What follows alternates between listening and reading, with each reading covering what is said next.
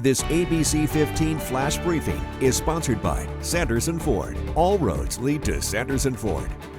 Hello, I'm Justin Pizzera with your afternoon update from ABC15 Arizona. At the nation's capital, President Joe Biden's meeting today with top congressional leaders to talk about the debt ceiling is being put on hold. This means our country will head into the weekend without resolving the issue, and it has some concern about a possible default and what that could mean for the housing market. Amelia Fabiano is looking through the analysis. If the U.S. does in fact default its debt, Zillow is predicting that our real estate industry could take a really huge hit from this, as if we haven't seen that roller coaster ride going up and down enough already. It's predicting that home sales would plummet by up to 23%. It's also predicting mortgage rates would rise even more, potentially up to 8.4% by this fall. So if you thought things were bad this past year with the skyrocketing mortgage rates and plunging sales being so tough, there could be more if our lawmakers don't take action. Experts say if we default on our debt as a country, borrowing costs go up for the U.S., consumers, businesses here. Now, the U.S. has never defaulted on its debt, at least not yet. It's not impossible. A White House meeting between the president and congressional leaders to talk about the debt ceiling Tuesday ended without a deal. The White House says staffers have been meeting every single day since to try to make some progress. They're expected to meet again early next week. House Speaker Kevin McCarthy's Limit, Save, Grow plan raises the debt ceiling $1.5 trillion, but it then cuts some domestic programs. President Joe Biden, meanwhile, says certain red lines will not be crossed here, including the Inflation Reduction Act. We don't know exactly how any of this would play out. We kind of have a sense of the likely mechanisms, but I think there is no universe in which good things happen.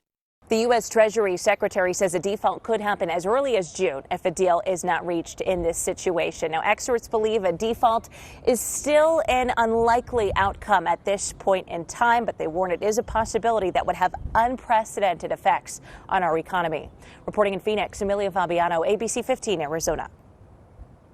It is locker room cleanout day at the Footprint Center. The Suns are saying thank you to the fans after a whirlwind season. Footprint Center sold out 80 straight times in a row, showing fans are with them until the very end. And that's where we're at after a blowout loss to the Denver Nuggets. The Phoenix Suns were eliminated at home, dealing with a 125-100 loss in Game 6 of the Western Conference semifinals. The Suns were playing without starters DeAndre Ayton and Chris Paul because they're injured. Ayton sustained a rib contusion while Paul has been out with a strained left groin. This was the second season in a row that the Suns lost at home in the conference semifinals. I'm so excited. He's just my most favorite player, and I can't believe that I'm actually here to see the playoffs. Yeah, look inside that bag right there. The Suns are out of the playoffs, but they made dreams come true. Live on our air for 91-year-old Pat Rice from the Valley. We introduced you to her. She's a huge fan of Devin Booker.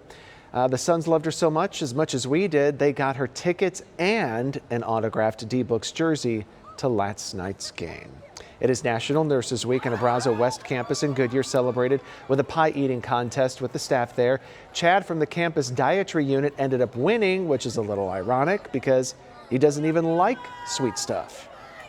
I am not a huge pie eating person. I am not a chocolate eating person, so literally the last few seconds I felt like I was going to just lose it. So he will get a yet-to-be-determined prize, and we do want to say thank you to all of the nurses for all you do. Time now for that most accurate forecast. I'm meteorologist Iris Hermosillo. We are warming up again in the valley as we head towards the weekend. After reaching that high of 90 yesterday, today we're climbing by about 6 degrees up to 96. That 30-year average, or what's normal for this time of year, is 93. So we're back above normal. And we could even see the hundreds in western Arizona with triple-digit temperatures out at Lake Havasu, 60s and 70s across that northern pocket of our state. We are also back under air quality alerts here in the valley and in central Arizona. That area in the orange shows you where air quality could reach unhealthy levels for folks in sensitive groups, including folks who have maybe breathing sensitivities. Know that after today, we've got a high pollution watch tomorrow, but it's going to get hotter too. Temperatures near 100 this weekend and early next week. But notice too, storm chances kicking in. There's a slight chance today and tomorrow in the high country. Then for the valley, a slight chance on Sunday, but better chances for thunderstorms in northern and eastern areas. Get another update tonight. Until then, get the latest news, weather, and traffic at ABC15.com or by downloading the free ABC15 mobile app. This ABC15 Flash Briefing is sponsored by Sanderson Ford. All roads lead to Sanderson Ford.